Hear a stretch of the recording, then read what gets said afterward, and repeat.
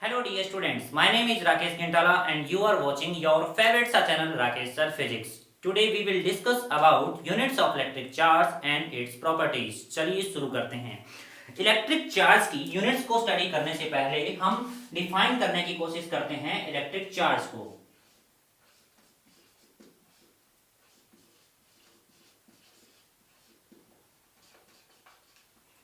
देखिए, electric charge जो होता है उसको प्रॉपरली डिफाइन नहीं कर सकते। ऐसा क्यों होता है? क्योंकि इलेक्ट्रिक चार्ज जो होता है वो किसी भी बॉडी का फंडामेंटल प्रॉपर्टी होता है। जैसे मास किसी बॉडी का फंडामेंटल प्रॉपर्टी होता है, ठीक उसी तरीके से इलेक्ट्रिक चार्ज भी बॉडी का फंडामेंटल प्रॉपर्टी होता है।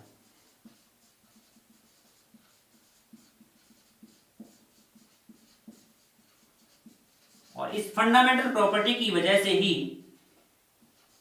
यह इलेक्ट्रिक फील्ड को प्रोड्यूस कर सकता है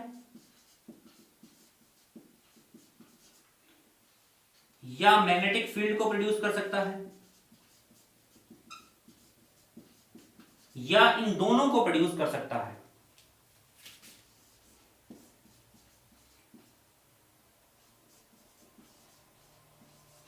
या इन फील्ड्स को वो फील कर सकता है।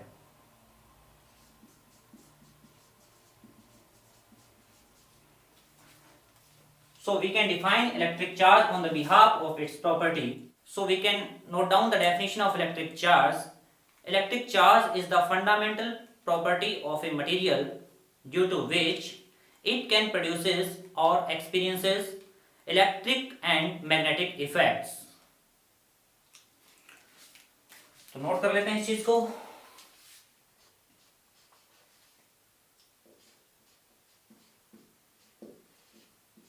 It is the fundamental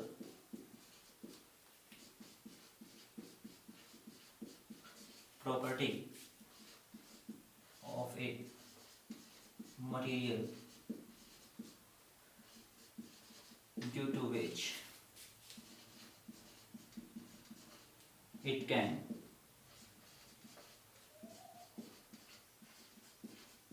produces or experiences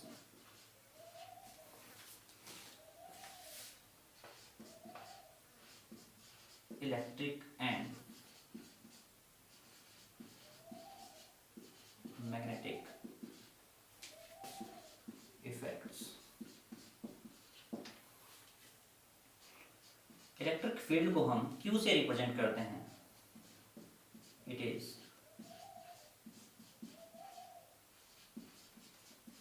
represented by capital Q और small q। इलेक्ट्रिक चार्ज जो होता है वो आपका स्केलर क्वांटिटी होता है। It is a scalar quantity। Now we are going to discuss about units of electric charge।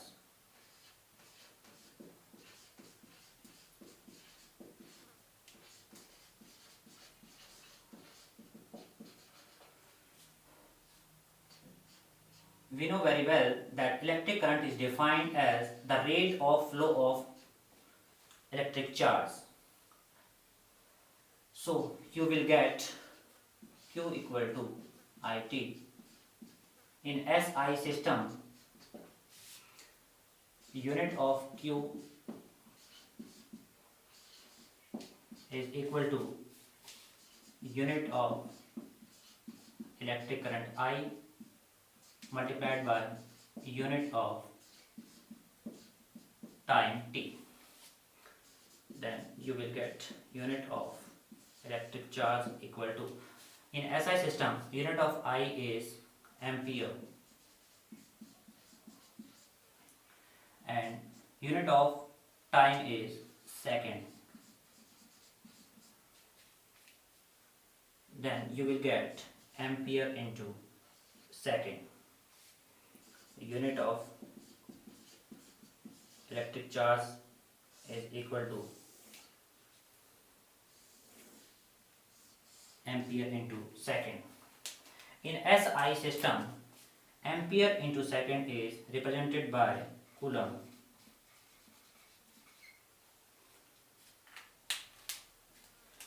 Then you can say SI unit of electric charge is coulomb. If you are talking about CGS unit of electric charge,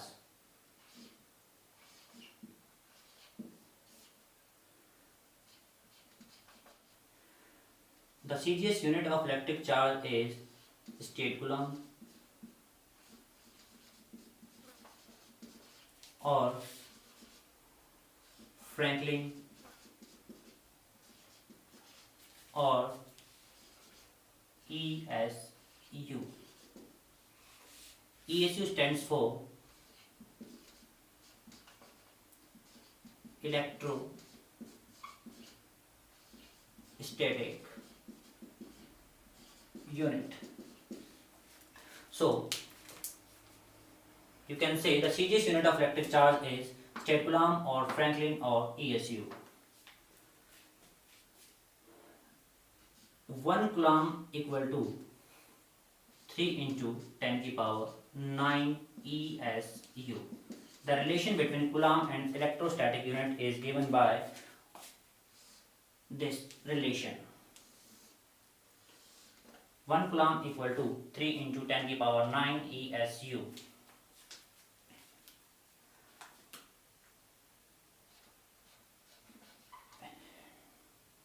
If we are talking about other units, then there is another unit, that is electromagnetic unit, EMU. It is magnetic unit, and if you are talking about the relation between coulomb and EMU is given by this formula. 1 EMU is equal to 10 coulomb.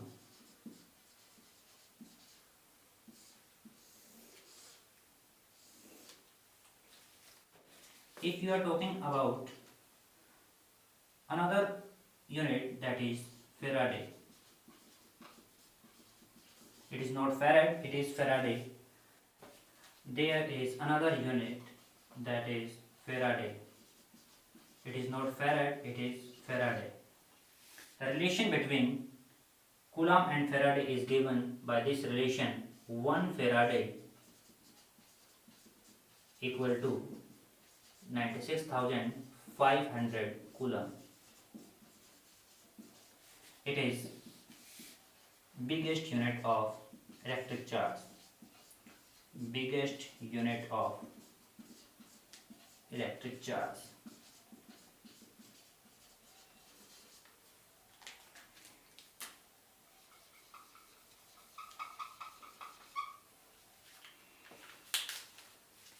From these two relations, we can make another relation, that is 1 EMU equal to 10 coulomb equal to 3 into 10 to the power 10 ESU.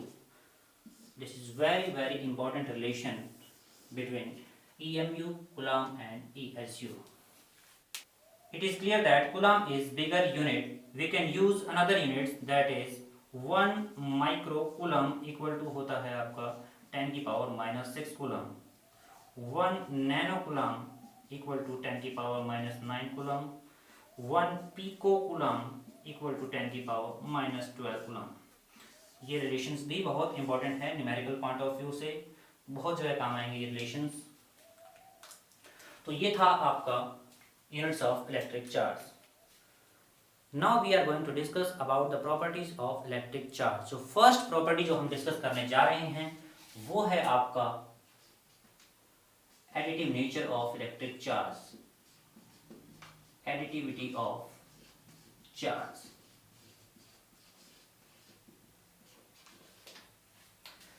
We know very well that charge is a scalar quantity. Charge जो होता है वो scalar quantity होता है, और अगर हमें scalar quantity को ऐड अप करना है, ध्यान से सुनिएगा, स्केलर क्वांटिटी को हमें ऐड करना हो तो हम फॉलो करते हैं अलजेब्रा के सिंपल रूल्स। हम फॉलो करते हैं अलजेब्रा के रूल्स। अब आप कहोगे सर अलजेब्रा के रूल्स कौन से होते हैं? तो अगर सपोज कीजिए कि आपके पास दो नंबर्स हैं +5 और +3। अब मैं आपसे पूछूं इन दोनों का सम क्या होगा, तो आपका जवाब होगा कि सर इनका सम करोगे तो हमें मिलेगा +8। अब हम एक एग्जांपल और लेते हैं। सपोज कीजिए कि हमारे पास +7 और -3 है। इन दोनों का सम क्या होगा? तो आप क्या करोगे, दोनों को विद साइन ऐड करोगे और आपका जवाब होगा सर +4। मतलब आप अलजेब्रा में क्या कर रहे हैं, दो क्वांटिटीज को जब ऐड कर रहे हैं तो उनको विद साइन ऐड करते हैं। ध्यान से सुनिएगा, विद साइन ऐड करते हैं। तो यहां पर जो चार्ज को जब हम कैलकुलेट करने जाएंगे, नेट चार्ज को जब हम कैलकुलेट करेंगे तो वहां पर हम विद साइन चार्ज को ऐड करेंगे, क्योंकि चार्ज आपका दो टाइप का होता है, पॉजिटिव चार्ज और नेगेटिव चार्ज। तो पॉजिटिव चार्ज के लिए प्लस यूज करेंगे और नेगेटिव चार्ज के लिए माइनस यूज करेंगे। You can note down the definition of additivity of charge. The total electric charge on a body is equal to the algebraic sum of all the individual electric charge located at different parts of the body. So we can note down the total electric charge on a body is equal to the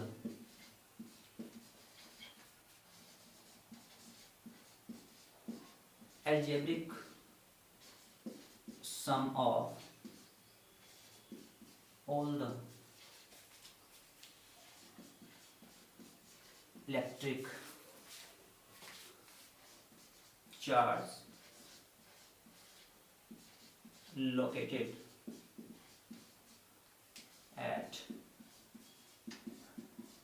different parts of the body.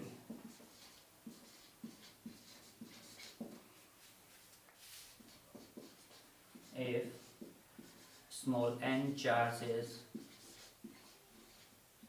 Q1, Q2, Q3 dash dash dash Qn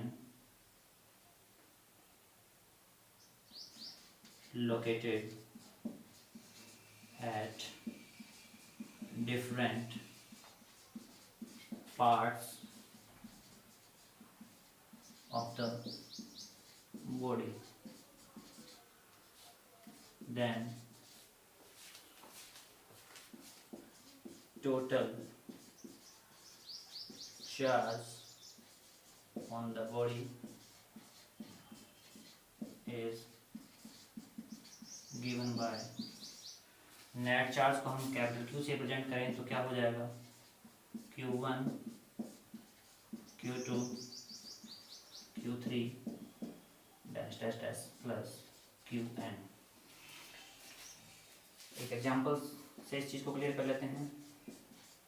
suppose कीजिए हमारे पास एक system में 4 point charges present है।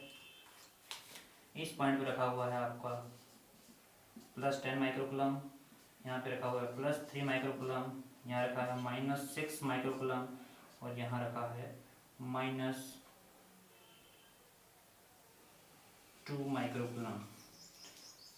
इस system का net charge अपने को पता करना है।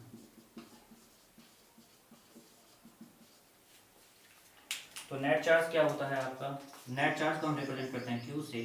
तो 4 पॉइंट चार्ज प्रेजेंट है इस पर्टिकुलर सिस्टम में, तो इन चारों पॉइंट चार्जेस को हम ऐड करेंगे विद साइन। तो +10 microcoulomb plus +3 microcoulomb -6 microcoulomb plus -2 microcoulomb. तो ऐड करेंगे तो अपने पास में आ जाएगा 13 और 8 5 माइक्रोकूलम। तो net charge on A system is +5 microcoulomb. अब हम डिस्कस करेंगे second property of electric charge, that is conservation of electric charge.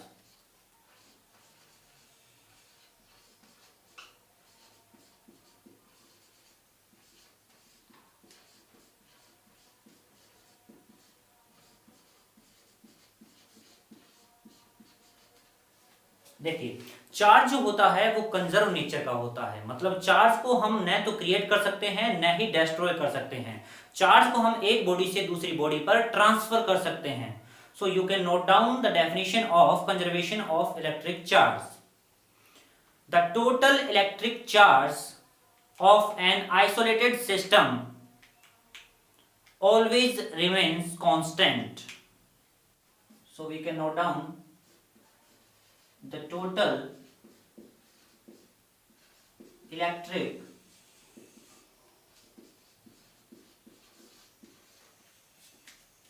charge of an isolated system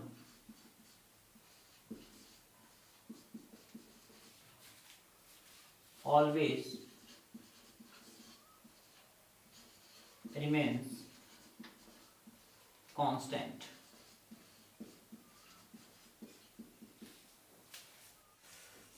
example की हम बात करें तो फर्स्ट एग्जाम्पल जो हम डिस्कस करेंगे कि सपोज कीजिए कि हमारे पास एक ग्लास रोड है, इसको हमने रब किया है सिल्क क्लॉथ के साथ में। ध्यान से सुनिएगा।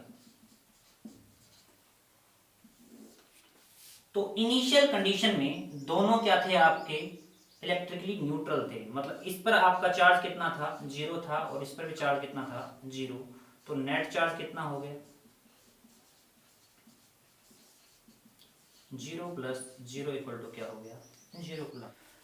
सपोज कीजिए कि जब इनको हमने रब किया तो ग्लास रोड से 10 इलेक्ट्रॉन सिल्क क्लॉथ पर ट्रांसफर हो गए।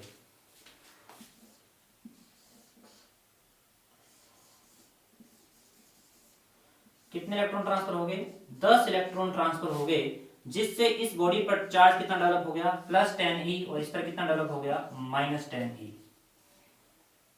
तो इस कंडीशन में नेट चार्ज कितना होगा,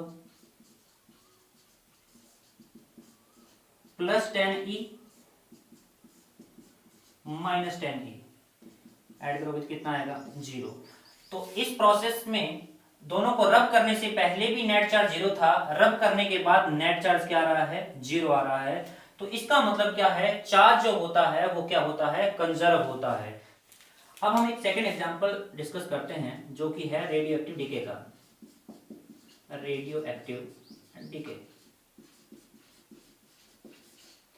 देखिए सपोज कीजिए आपके पास यूरेनियम 238 है। यूरेनियम 238 एक रेडियोएक्टिव सब्सटेंस है जो कंटिन्यूअसली रेडियोएक्टिव पार्टिकल्स को इमिट करेगा। तो सपोज कीजिए यहाँ पर एक अल्फा पार्टिकल रिलीव हुआ है यहाँ से, तो यूरेनियम कन्वर्ट हो गया है आपका थोरियम में 9234 में। इसके पास कितना चार्ज हो सकता है, 92e। इसके पास कितना होगा, 90e, और इसके पास कितना होगा, 2e। दोनों को सम अप कीजिए तो यहाँ पर कितना आ जाएगा, 92। यूरेनियम 238 जब 234 में कन्वर्ट होता है तो बिफोर दिस प्रोसेस और after this process charge will remains constant. अब हम डिस्कस करेंगे third property of electric charge, that is quantization of electric charge.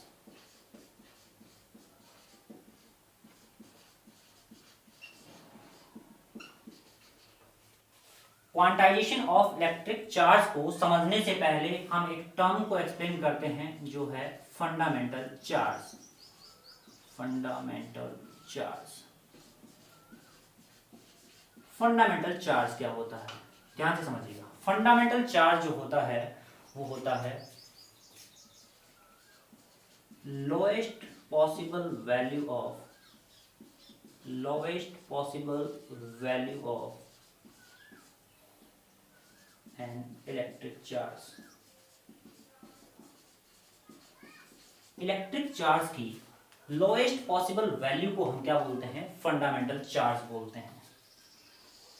और प्रैक्टिकली ये ऑब्जर्व किया गया कि जो लोएस्ट पॉसिबल वैल्यू होती है चार्ज की वो होती है -1.6 इंटू 10⁻⁻19 कूलम। और फंडामेंटल चार्ज को रिप्रेजेंट करते हैं स्मॉल ई से। और अपने को पता है कि जो इलेक्ट्रॉन पर जो चार्ज होता है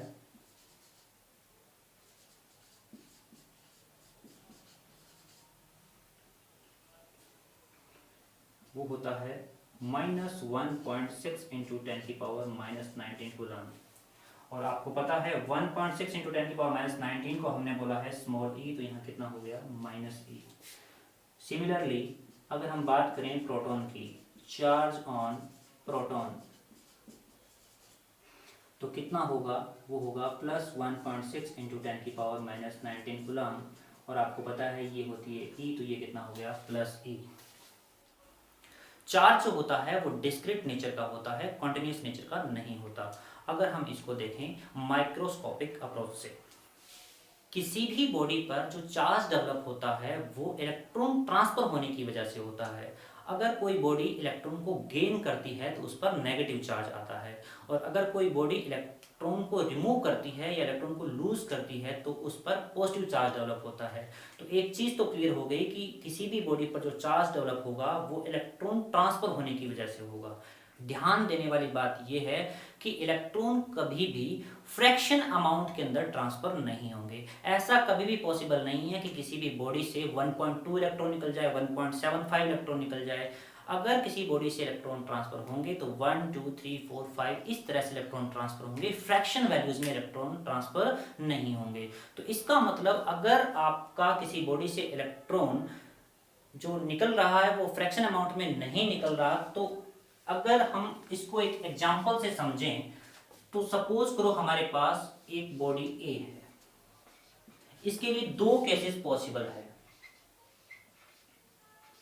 केस नंबर 1 को कंसीडर करते हैं कि बॉडी ए क्या करे, या तो एक इलेक्ट्रॉन को रिमूव कर दे। ध्यान से सुनना, एक इलेक्ट्रॉन को इसने क्या किया है? रिमूव कर दिया। एक इलेक्ट्रॉन को जैसे ही रिमूव किया, इस बॉडी पर जो नेट चार्ज आया है वो आ गया है +1e। क्लियर हो गया बात? अब अगर इस बॉडी से एक इलेक्ट्रॉन और निकल जाए, मान लो यहां से कितने इलेक्ट्रॉन निकल गए? 2 इलेक्ट्रॉन रिमूव हुए, तो इस बॉडी पर नेट चार्ज कितना होगा? तो आपका जवाब होगा sir +2e।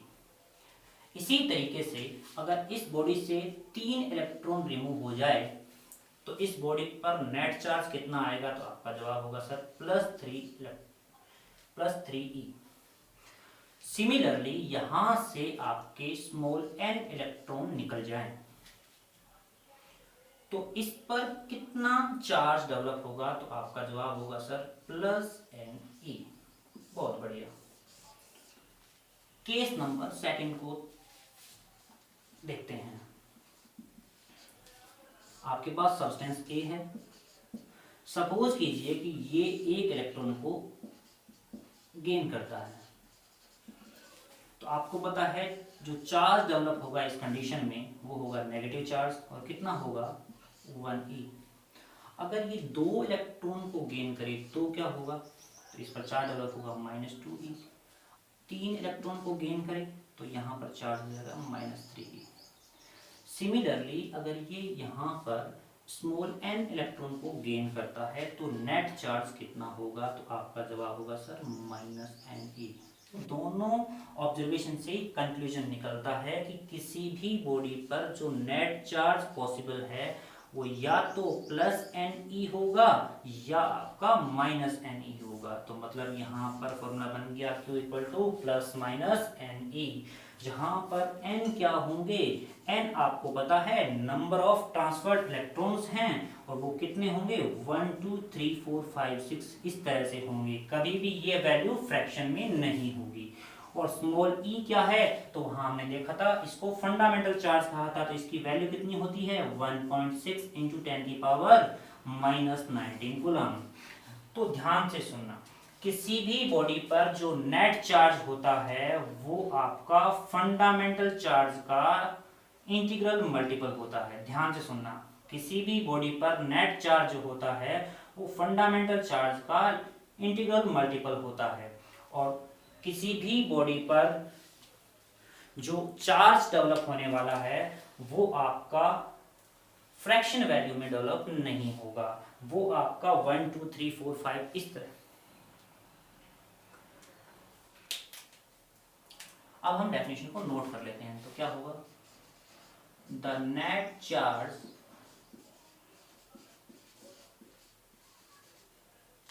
on a body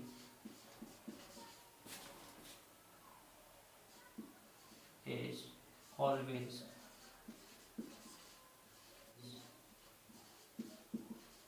integral multiple of fundamental charge।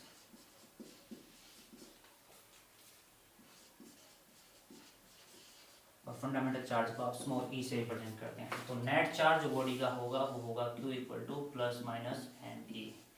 N यहाँ पर क्या होंगे, नंबर ऑफ ट्रांसफर्ड इलेक्ट्रॉन्स होंगे। तो ध्यान रखिएगा, किसी भी बॉडी पर जो नेट चार्ज आने वाला है वो charge plus minus 1 E plus minus 2 E plus minus 3 ई इस तरह से वैल्यू पॉसिबल है।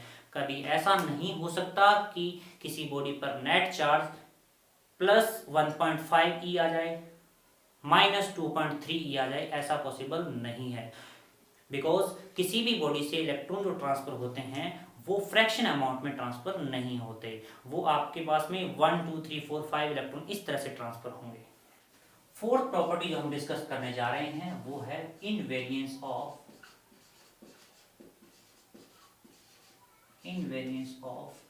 चार्ज।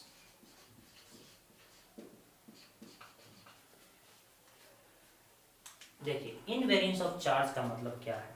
सपोज कीजिए आपके पास एक बॉडी है ए, इस पर आपका चार्ज है +3 कूलम और ये आपकी रेस्ट कंडीशन में है, 0 मीटर पर सेकेंड स्पीड है।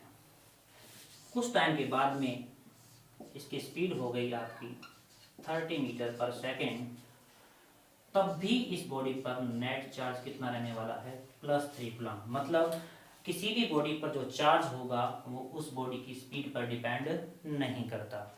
You can note down the definition of invariance of charge. The value of electric charge on a body does not depend on the speed of a body.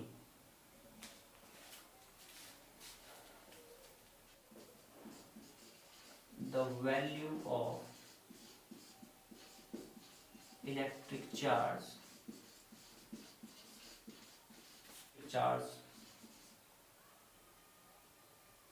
on a body does not depend on